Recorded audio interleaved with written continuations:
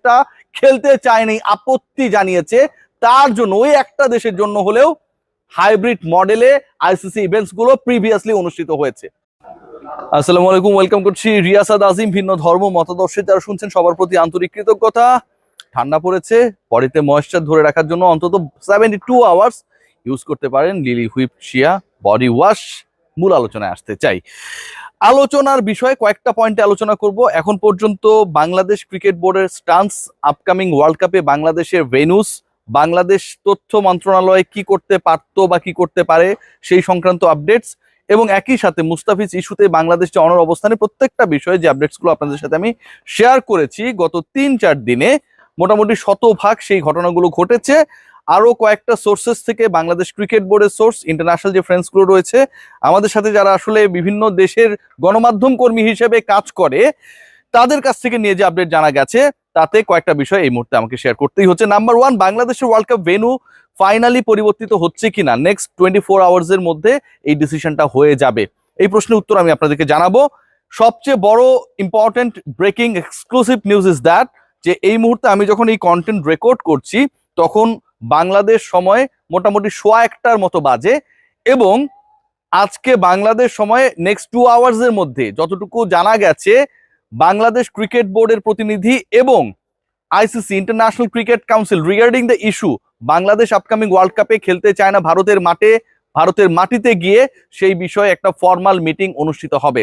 That is going to be Zoom meeting, I mean online meeting, এবং সেখানটায় Bangladesh cricket বোর্ডের অন্তত 3 জন ব্যক্তি উপস্থিত থাকছেন, সেই বিষয়টাও এনশিওর হতে পেরেছি। আমিনুল ইসলাম বুলবুল প্রেসিডেন্ট, এবং তিনি একই সাথে আইসিসিতে একটা বড় সময়ে কাজ করেছেন, প্রায় 20 ইয়ার্সের মতো। তিনি সিইও নিজামুদ্দিন চৌধুরী এবং ক্রিকেট অপারেশনসের চেয়ারম্যান যিনি নাজমুল আবেদিন ফাহিম। এই 3 জন ব্যক্তি যে আপকামিং মিটিংটা আগামী 2 থেকে 3 ঘন্টার মধ্যে between BCB and ICC is going to be held, সেই মিটিং এ উপস্থিত থাকবেন, এবং সেখানটায় আইসিসি কিছু বিকল্প অপশন নিয়ে বাংলাদেশ ক্রিকেট বোর্ডের সাথে ডিসকাশন করবে। সেই বিকল্প অপশনগুলোর একটা যেটা হচ্ছে, এই মিটিং হবার আগে ICC and BCCI, Indian cricket board, ভারতীয় ক্রিকেট বোর্ড এবং আইসিসি, তারা একটা ইনফর্মাল মিটিং এ বসেছিল, সেটাও অনলাইনে হয়েছে। আমার কাছে যে তথ্য রয়েছে তাতে বিসিসিআই এর স্ট্যান্সটা কি হতে পারে রিগার্ডিং দিস সিচুয়েশন, সেই স্ট্যান্সটা, যেহেতু বিসিসিআই কোনো ফর্মাল রিলেশনশিপ বিসিবির সাথে মেইনটেইন করে নাই রিগার্ডিং মুস্তাফিজকে কাট আউট করে দেওয়া, অথবা যে সিচুয়েশনটা ক্রিয়েট হয়েছে যে বাংলাদেশ খেলতে চায় না, তাদের মাটিতে গিয়ে খেলবে না, এই বিষয়ে আইসিসির মাধ্যমে তারা জানাতে চায় যে হেড অফ স্টেট যে সিকিউরিটি প্রোটোকলটা রয়েছে, মানে রাষ্ট্রের সর্বোচ্চ নিরাপত্তা আসলে কাকে দেওয়া হয়, যিনি রাষ্ট্রের প্রধান নির্বাহী, সেরকম যদি একটা জেড ক্যাটাগরির সিকিউরিটি প্রোভাইড করা হয় বাংলাদেশ ক্রিকেট দলকে, সেটাতে বাংলাদেশ রাজি কি রাজি না? বাংলাদেশ দল রাজি না। বাংলাদেশ দল যেই মিটিংটা একটু পরে হতে যাচ্ছে আইসিসির সাথে, সেই সভাতেও এটা ডিসাইড করে ফেলেছে, they are not going to play any world cup match in the soil of India. এবং এই ডিসিশনটা আমিনুল ইসলাম বুলবুলের না, this is the decision made by state Bangladesh রাষ্ট্রের ডিসিশন, এবং এই ডিসিশন জানিয়ে দেওয়া হবে আইসিসি কে উইথিন ফিউ আওয়ার্স।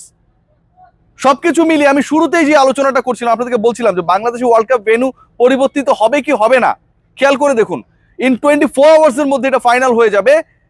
ওই ডিসিশনটা মোটামুটি ডান হয়ে যাবে যখন বাংলাদেশ ফর্মালি আইসিসি কে জানিয়ে দেবে, যেই ধরনের যেই ক্যাটাগরির সিকিউরিটি দেওয়া হোক না কেন, Bangladesh is not going to play any world cup match in India. This is the question about our dignity. এই ব্যাপারটাই বাংলাদেশ ক্রিকেট বোর্ড আইসিসি কে জানিয়ে দিয়েছে। সো ওয়ার্ল্ড কাপের ম্যাচেস গুলো বাংলাদেশ যদি খেলে, সেটা শ্রীলঙ্কায় খেলবে, otherwise Bangladesh world cup boycott করবে। এই সিচুয়েশনে সবচেয়ে টাফেস্ট সিচুয়েশনে রয়েছে আইসিসি ইন্টারন্যাশনাল ক্রিকেট কাউন্সিল, যেটার আবার হেড হচ্ছে জয় শাহ। আপনারা সবাই জানেন, যিনি বিসিসিআই এর অনেক বড় একজন হেডম ছিলেন। জয় শাহ এবং তার যে বোর্ড রয়েছে, আইসিসির বোর্ড রয়েছে, তারা কিভাবে শ্রীলঙ্কায় বাংলাদেশের ম্যাচগুলোকে রিলোকেট করা যায় সেই ব্যাপারটা নিয়ে মোটামুটি একটা গ্রাফ করে ফেলেছে বলে জানা গেছে। গতকাল আমি আপনাদেরকে জানিয়েছিলাম যে 3টা ভেন্যুতে আসলে সম্ভাব্য আলোচনা চলছে, তবে আজকে যেটা জানা যাচ্ছে গলে খেলা হওয়ার সম্ভাবনা নেই। বাংলাদেশের 4টা ম্যাচ, বাংলাদেশকে ওয়ার্ল্ড কাপ থেকে বহিষ্কার করা, বাংলাদেশকে যে ম্যাচেসগুলো বাংলাদেশ খেলতে যাচ্ছে না, বাংলাদেশ 4টা ম্যাচ যদি খেলতে না চায়, যে আমাকে আমার ভেন্যু পরিবর্তন করে না দিলে আমি খেলবো না, বাংলাদেশকে কি বহিষ্কার করে দেওয়া হবে? বাংলাদেশের এগেইনস্টে কি ওয়াকওভারে চলে যাবে অন্য দলগুলো? নো, বাংলাদেশের ম্যাচেসগুলো অনুষ্ঠিত হবে এবং সেটা শ্রীলঙ্কায় হবে। 3 জায়গায় 2 ভেন্যুতে পরিকল্পনা চলছে এবং সেই 2 ভেন্যুর একটা হচ্ছে কলম্বো আর একটা হচ্ছে ক্যান্ডি। এই 2 ভেন্যুতে 4টা ম্যাচকে কিভাবে রিলোকেট করা যায় সেই পরিকল্পনা চলছে। শিডিউলটা আমরা হয়তো খুব দ্রুত পেয়ে যাব। স্বয়ং ভারতে একটা বিশাল আনরেস্ট তৈরি হয়েছে। ভারতের আনরেস্টটা তৈরি হয়েছে স্বয়ং বিসিসিআই এর মধ্যে। মুস্তাফিজকে বাদ দেওয়ার ক্ষেত্রে যে ডিসিশন মেক করা হয়েছিল, মুস্তাফিজকে আইপিএল থেকে বহিষ্কার করার ক্ষেত্রে যেই বিতর্কিত সিদ্ধান্ত হয়েছে, সেখানটায় বিসিসিআই এর সদস্যদের অনুমোদন নেওয়া হয় নাই। ইন্টারেস্টিংলি সেখানটায় আইপিএল গভর্নিং কাউন্সিল হিসেবে যারা কাজ করছে তাদের কোনো অনুমোদন নেওয়া হয় নাই। টপ লেভেল থেকে ডিসিশন মেক করা হয়েছে এন্ড দেন সেটা থ্রো আউট করে দেওয়া হয়েছে। এই যে ঘটনাটা ঘটেছে, স্বয়ং এই ঘটনার প্রেক্ষিতে আইপিএল গভর্নিং বডি এবং বিসিসিআই এর অভ্যন্তরে একটা বড় ধরনের আনরেস্ট তৈরি হয়েছে। বাংলাদেশ খেলতে না যাওয়া মানে, খেয়াল করে দেখবেন, বিভিন্ন সময় পাকিস্তানের যখন ওয়ার্ল্ড কাপ ছিল, ইন্ডিয়া শুরু থেকেই বলে আসছে যে আমরা পাকিস্তানে গিয়ে খেলবো না। পাকিস্তান শুরু থেকেই বলে আসছে তাদের খেললে আমার দেশে এসে খেলতে হবে। কিন্তু শেষ পর্যন্ত যেই দেশটা খেলতে চায়নি, আপত্তি জানিয়েছে, তার জন্য ওই একটা দেশের জন্য হলেও হাইব্রিড মডেলে আইসিসি ইভেন্টস গুলো প্রিভিয়াসলি অনুষ্ঠিত হয়েছে। এবারের বিশ্বকাপ হাইব্রিড মডেলে অনুষ্ঠিত হতে যাচ্ছে কারণ ইন্ডিয়া এবং পাকিস্তানের সমস্যা। পাকিস্তান ইন্ডিয়া যাবে না, বাংলাদেশও ইন্ডিয়া যাবে না। সো পাকিস্তানের জন্য আপনি হাইব্রিড মডেল অনুসরণ করবেন আর বাংলাদেশের জন্য আপনি হাইব্রিড মডেল অনুসরণ করবেন না। বাংলাদেশের ম্যাচেস গুলো পাকিস্তানের মতো করেই ইন্ডিয়ার বাইরে দেবেন না, এটা কোনো যৌক্তিক কারণ হতে পারে না। সো নতুন করে ওয়ার্ল্ড কাপের শিডিউল হতে যাচ্ছে, এটা মোটামুটি ডান। শ্রীলঙ্কায় বাংলাদেশের ম্যাচেস গুলো অনুষ্ঠিত হবে, এটাও মোটামুটি ডান। বাংলাদেশ 25 তারিখে ইন্ডিয়ায় যাওয়ার কথা ছিল, সেটা যাচ্ছে না, এটা মোটামুটি ডান। এবং আলটিমেটলি যেই বড় প্রেসারে পড়েছে, কেকেআর 1 মিলিয়ন প্লাস ফলোয়ার হারিয়েছে, আইপিএল এর টেলিকাস্ট বাংলাদেশে বন্ধ হয়ে গেছে, এরকম যদি হেড টু হেড সমস্যার সমাধান আইসিসি করতে না পারে তাহলে it's going to be a major problem. Overall যদি আমি শর্ট করি আমার ডিসকাশনটাকে, তাহলে আর মাত্র 2-3 ঘন্টার মধ্যে একটা ফর্মাল মিটিং হতে যাচ্ছে। সেখানটায় আইসিসি এবং বিসিবির কর্মকর্তারা বসছেন। আইসিসি অফার করবে ইন্ডিয়ায় খেলার জন্য বাংলাদেশকে সকল ধরনের নিরাপত্তা দেওয়া হবে। বিসিবি তাতে রাজি হবে না। বিসিবি বলছে যে এটা আমাদের দেশের ডিসিশন এবং শুধু ক্রিকেটাররা জড়িত না, সমর্থকরা সেখানটায় যাবে, সাংবাদিকরা সবাই যাবে। সবার নিরাপত্তা ইন্ডিয়া কিভাবে নিশ্চিত করবে সেই ব্যাপারটা বাংলাদেশ ক্রিকেট বোর্ড কনভিন্স না।